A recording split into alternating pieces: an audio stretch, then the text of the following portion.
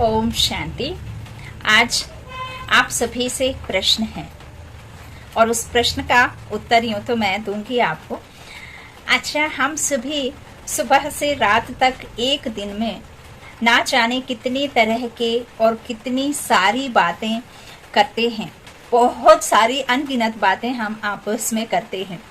अब प्रश्न ये उठता है, क्या हम जो भी आपस में बातें करते हैं उस बातों से आपको किसी प्रकार का इनाम मिलता है, या आपको 2 लाइन के बदले 1 लाख रुपए की कीमत मिलती है? क्या किसी तरह का आपके बात करने के बाद या आपस में गॉसिप करने के बाद तालियां बजती हैं?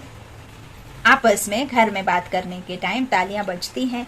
क्या आपको उन बातों के बदले कोई कहता है कि बहुत अच्छा, बहुत अच्छा, बहुत अच्छा है, और बोलो और बोलो? हाँ, होगा, 1-2% होता होगा। मैं कहती हूँ कि आप इस तरह की जो भी बातें करते हैं, जरा उन बातों को ध्यान से कभी रिकॉर्ड करके सुनना कि उन बातों में कितना अर्थ है और कितना निरर्थ है, व्यर्थ है, जिसमें किसी तरह के अर्थ नहीं है। तो आप चेक करें और उन बातों को धीरे धीरे कम करें। अब मैं आती हूँ उस पॉइंट पर कि क्या किसी के बातों से, एक बात से लाख रुपए मिलता है? तो मैं कहूंगी कि हाँ, 100% एक बात का 1 लाख रुपए मिलता है। अब वो कौन है जो 1 लाख रुपए एक बार में, एक बात में लेते हैं? कौन है जो एक बात का 1 करोड़ भी लेते हैं? 2 लाइन कहने पर उन्हें ना जाने कितने पैसे का इनाम मिलता है, और वाहवाही भी होती है और तालियां भी बजती हैं और लोग देखते भी हैं। उसके बदले आपको मिले ना मिले, लेकिन उनको तो जरूर मिलता है। तो वो कौन है? सेलिब्रिटीज, अमिताभ बच्चन यदि आपके स्टेज पर खड़े होकर टीवी पर कोई प्रोग्राम दे दे, कुछ कर दे, 2 लाइन बोलते तो उसको 2 लाइन के उनको 2 लाख और करोड़ करोड़ भी मिलते हैं। सचिन तेंदुलकर यदि एक एडवर्टाइजमेंट दे दे और 2 शब्द मात्र कह दे तो 1-1 करोड़ भी मिलता है। आपको कितना पैसा मिलता है जो हम ना जाने कितने तरह की, ना जाने कितनी व्यर्थ बातें जिसका कोई सिर पैर नहीं है आपस में हम करते हैं, और उसके बदले में आपको भल परेशानियां जरूर मिलती होंगी, लेकिन उसके बदले में आपका कोई भी किसी तरह के आपके शब्दों की, आपके महावाक्य तो कहेंगे नहीं, उनके कोई भी किसी तरह का इनाम नहीं मिलता है। अब इससे क्या शिक्षा मिलती है आपको? क्या हमें सुबह से रात तक जो बातों में कोई सर नहीं है, जिन बातों का कोई अर्थ नहीं है, वो बातें करनी चाहिए या मौन रहना चाहिए? सिर्फ मौन होने से कुछ नहीं होगा। आपके अंतर में भी किसी प्रकार का यदि व्यर्थ चल रहा है, किसी के प्रति घृणा है, किसी से बदले की भावना है, या किसी भी प्रकार की नेगेटिविटी है, तो वो भी आपके लिए उचित नहीं है। उससे भी आपको बहुत सारे रिजल्ट जो हैं गंदे ही मिलेंगे। उससे कुछ भी फायदा नहीं है, ना तो इनाम है, ना पैसा है, और जितना चाहो उतना नुकसान जरूर है। अब आते हैं कि हमें किस तरह से अपने विचारों को व्यर्थ से मुक्त करना है। परमात्मा कहते हैं कि मीठे बच्चे, जो मैं श्रेष्ठ से श्रेष्ठ तुम बच्चों को ज्ञान दे रहा हूँ, उस श्रेष्ठ से श्रेष्ठ ज्ञान का सिर्फ एक कारण है कि मैं तुम बच्चों को वो बनाना चाहता हूँ जो विश्व के मालिक बनते हो, है ना? तो परमात्मा का जो एक महावाक्य है वो ना जाने कितनी कीमत का है, आप उसका अंदाज भी नहीं लगा सकते। पद्म पद्म गुणा की कमाई एक महावाक्य में है, और वो महावाक्य है परमात्मा के मुरली के महावाक्य। परमात्मा आपको 21 जन्मों के लिए राजाई पद देते हैं। परमात्मा आपको पूरे विश्व का मालिक बनाते हैं, चाहे फिर वो सतयुग त्रेता में प्रजा हो, चाहे राजा हो, चाहे महाराजा महारानी हो, लेकिन वहां परमात्मा किसी को भी दुख नहीं देते हैं।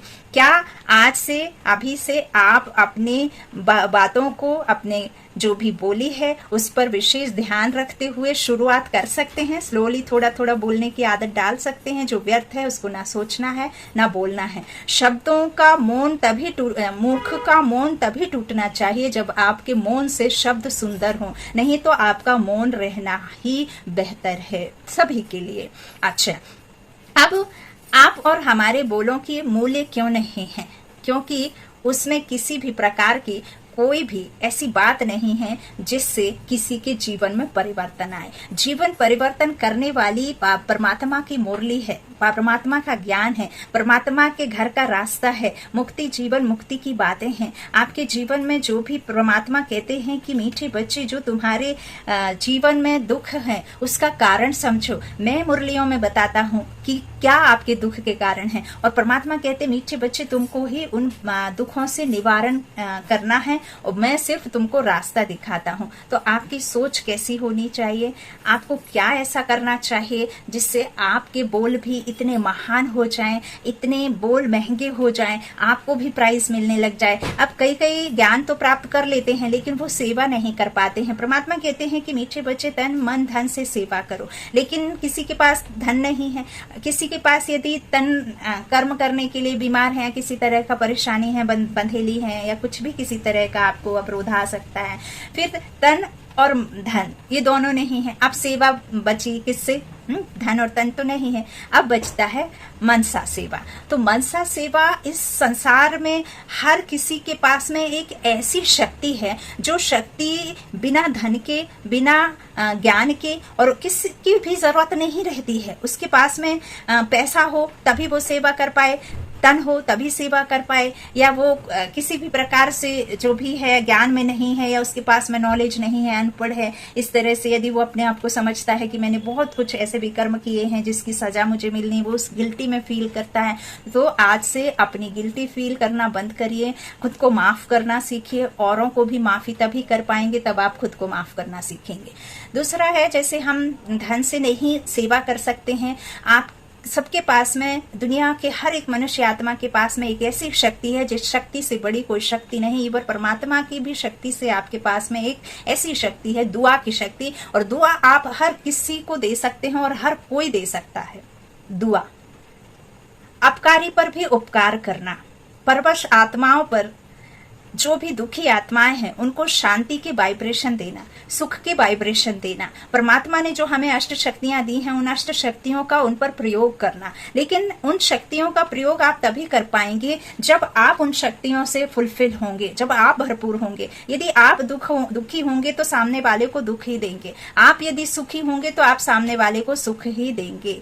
इसीलिए जो जैसा देता है वैसा ही प्राप्त होता है। आपके पास में वो शक्ति है जो आप के अलावा किसी के पास नहीं, वो है दुआ रूपी शब्द। और परमात्मा के जो महावाक्य हैं, जो ज्ञान है, आप वो ज्ञान प्राप्त करके एक एक महावाक्य में परमात्मा के पद्म पदम की कमाई है ना। तो आप मुरली जरूर सुना कीजिए। नहीं समझ में आती, स्लोली पढ़ते जाइए, समझने शुरू करिए, कोशिश करिए, एक महावाक्य को उठाइए और उस महावाक्य का मनन चिंतन करके देखिए। आपके ही सवाल और आपके ही जवाब इस मुरली में रहते हैं और ये बिल्कुल सत्य है, बहुत सारे भाई बहनों का एक्सपीरियंस है।